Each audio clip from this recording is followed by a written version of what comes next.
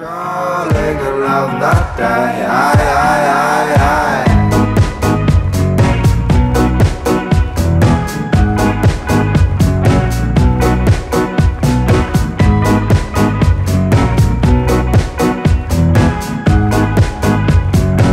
So here we are, everyone, day 4 of this world's longest practice session. Cars are still going around. This is the Giardino Naxos track in Sicily. There's a slight volcano. You can actually see Mount Etna if we zoom around a little bit. Sun's shining, sun's blazing, it's nice and hot. The track itself is, despite a lot of reports, not made from concrete. It's actually made from a super hard-packed dirt mixture with a bit of resin mixed in. And obviously on the left-hand side, we can just see this rather scandalous, dare I say, AstroTurf jump. A lot of drivers are finding that a little bit tricky, but as far as we know, they're not going to change anything because we've had 4 days of practice and, you know, we shouldn't change the world's track right before the actual event starts. Anyway, let's take a brief walk through the pits. It's going to be a bit of a crazy walkabout. Let's get away from this noise. So here we are, a beautiful little warm-up area. Interesting decoration from the runner time flags up ahead. Alfonso Pineda from Spain there. Just going to have a little walk through my beautiful back of the head there. So who can we talk to? Miguel Matias, he's being helped by Armi, former mechanic to Robert Battle this weekend, or this week I should say. Martin Bayer here, pitting for the X-Ray team. We have Martin Wolanka, fantastic result at the Euros. Lee Martin, his wife Elizabeth are here. It's a family affair for them. Phil Truman, Tony's dad. Tony's thankfully helping me during this session actually, as cameraman. He's doing a great job there, thank you. We're just going to have a little walk around. Who do we have here? Jason Nugroho from Indonesia, the team Indonesia there. Michael and his family waving. We're actually going to talk to someone at some point, I promise you. We're going to go into the midst of the pits here. Who can we find? This is going well here. Oh, well, let's see this guy. Hello. Hello. Oh. Carson Burnham on here. How are you? I'm doing great today. Can you talk us through your event so far? It's obviously day 4. How hot are you as well? It's pretty hot here. It's a little, it's a little humid. So we've got some sweet salt stains going. But the track's fun. Like for an American, we usually jump a lot and then turn around, jump some more. So this is a lot different. It's more like on-road style. So you gotta hit the curbs and be more precise. So. But are you enjoying the layout though? It's pretty high speed, it's flat, but yeah. Yeah. The layout's really fun. Just flat out everywhere, and you're just tuning the motor on kill, just seeing how fast you can go, and being brave. Okay, well that's good. Always smiling, Carson. Looking ahead to next week. Yes, that is next week. The race is quite long. What are your hopes? My hopes are just get some good solid qualifiers in there, and then put in the semis, and then just take it easy in the semis, just make it to the main, and then go from there. Okay, well Carson, wish you the best of luck, thank you. Right, thank you. Okay, let's continue a little bit. Oh, Jason Rona, of course we have to talk to him. Jason, hello, sorry to doorstep you. It seems like you were waiting for us there. Okay, well perfect, thank you. Sum up today if you can for us. Well, it's a little bit like yesterday with Ty. You know, Ty's been flying out there. I mean, he's been the kind of the class of the race so far. Started off with David. They've been switching back and forth, but now Ty seems to establish that fast practice pace. We've seen Robert come on with the Mugen, and he's doing really well. His car looks really good. We got Mayfield, who's kind of coming back through the field now. He got a 4th in the second round today, and then he's probably going to end up with a 2nd here in the last round. So he's kind of starting to take the right form that he wants. So it's been exciting here. You know, the track's holding up pretty well. Everybody that I've talked to really likes the track, and so far it's been a good experience. As you said, so far it's kind of been about those 3 guys, Ty, David and Robert, but it seems like Mayfield, definitely in the last 2 rounds, is maybe breaking into that. Do you think Ty, is obviously you're a tyre man, is part of the factor there? It is. I mean, it's a big thing is finding the right thing that you want. Everybody's been experimenting between tall pins, small pins. Everyone's first I think they started with the idea that I'm going to run what I'm going to race in the semifinal. But then when people started going fast, I think everybody just kind of threw that away and said I'm going to run whatever it's going to take for me to feel fast.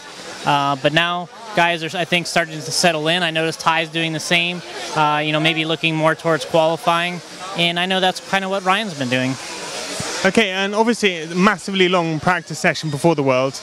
We really get going tomorrow. Do you have you approached this race with Ryan at least with a game plan?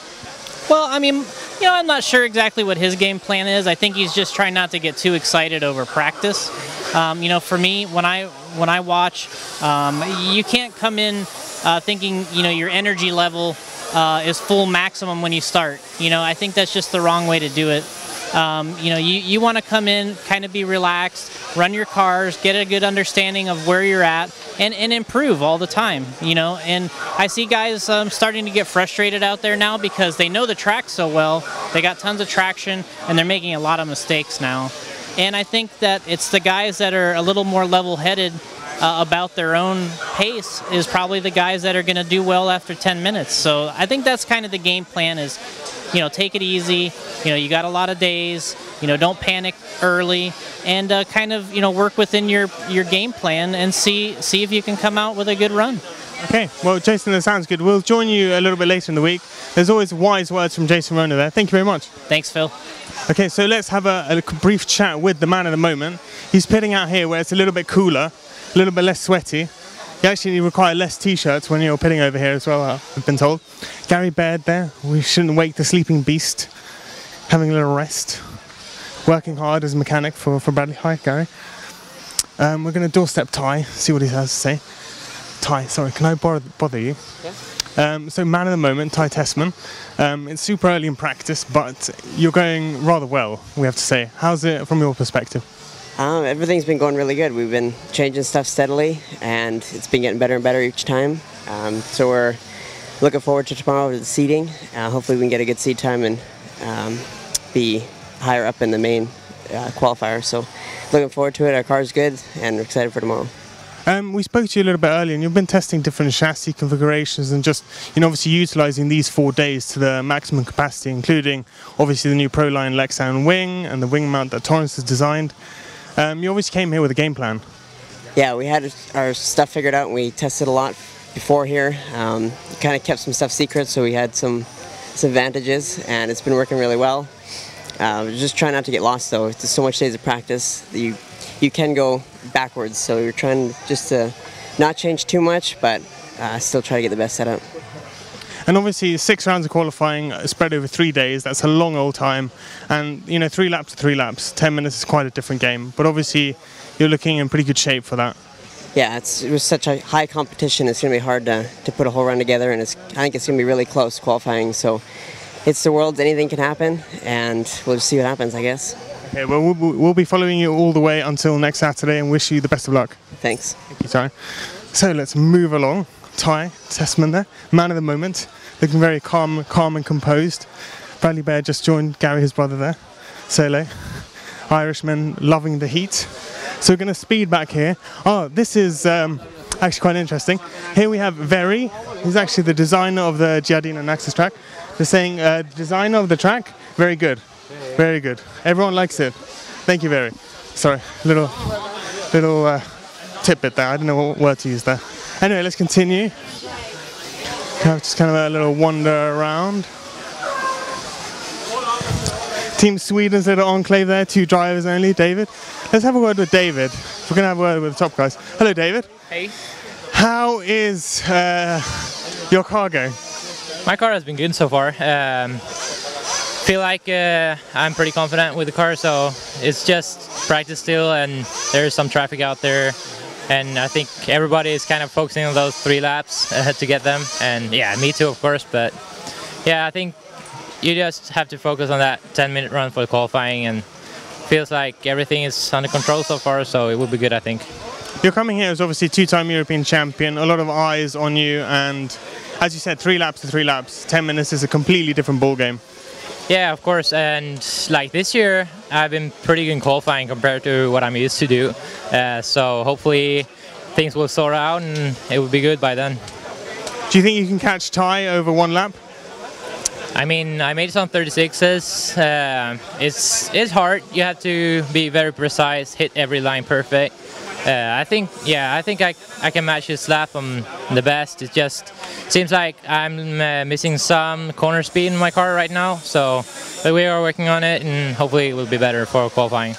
Okay, well, David, wish you the best of luck. We'll join you a little bit later on. Thank you. So we're going to see if we can have a quick chat then with defending champion Robert Battle.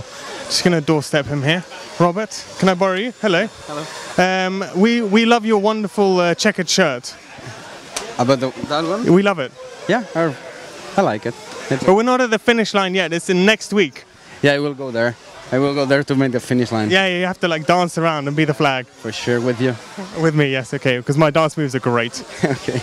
Anyway, okay, more seriously, Robert, you topped the opening round today, fastest guy, and since then, have you been testing things? You know, I mean, you've done many world championships, and you know your way around. Yeah, we were testing a lot of things, mainly about the tires, to know, like, we change tires every time. We change from a used tires, like 50 minutes, then through the new tires to know about the setup, in case we go to the final, and it's 1 hour long, so it's a lot here for the tires. So it's just to be sure that our setup is okay and not so bad. But I mean, we have to improve a little bit more. Not super improvement because I think we have enough speed, but just to be a little bit more comfortable for 1 hour main here, which is like in a fast track like this, one crash or something, it's maybe too much. Maybe even one crash you think is too much? If you want to win the worlds, I think you should make a great final. If you crash once, you have 7 seconds less than the other one, so you need to not to crash anything. Well, I mean, you should know, having won in Argentina, obviously last time out, and I guess, is there some pressure on your shoulders, or you just feel this is a completely different occasion, 2 years later, see what happens? I don't feel like more pressure to be world champion before or not, because, I mean, it's just one race, 1 week, so also in 2 years. Yeah. So you have to be really lucky to win it. So it's not more pressure than another race or whatever. I mean, we all love to win 1 world champion or 2 or 3 or whatever, but it's just same pressure if we go to the Euros or to New Race, Montpellier, whatever. Just same pressure for everyone, from my point of view. We asked David this question as well. Can you, I mean, Ty Testament is looking very, very quick already in these early stages. Can you catch him over 1 lap, or is it more 10 minutes the game? Mainly we don't know yet exactly, because we didn't start qualifying, so we don't know exactly about the lap times of each of us. But for sure he's going super fast, and mainly in 1 lap, and also he's so consistent. But as I told you, like, you can be like 2 or 3 times consistent, but if you crash once, you'll lose like 7 seconds. So you need to be fast enough to be consistent. So it's not only the fast lap, it's also consistent. You have to be in 10 minutes or 20 minutes, and mainly in 1 hour. 1 hour is super long. We know. Yeah. Okay, Robert, thank you very much. Wish you the best of luck. Yeah, welcome. So, I think that pretty much concludes our report. Just a few things I'd like to touch on before we wrap up, and Tony's arm is clearly failing him slowly because we've been going at it a long time. The thing about tyres, obviously the track is quite high on wear. We've heard a lot of reports of drivers struggling to find tyres. These are unsponsored drivers, but I think eventually there's some more, container loads of tyres are going to arrive in Messina, and it's going to be a bit less of an issue. The track, everyone pretty much we've talked about is praising it. The makeup is holding up really well, considering it's a 10-day event. We're on day 4 so far. It's looking pretty much like it was when we all arrived. So massive thumbs up there. And well, join us next week is all I can say, really. It's going to be interesting. 3 days of qualifying awaits us, opening ceremony. I'm sure it's going to be a fantastic 1 hour long final. So join us then. Thank you.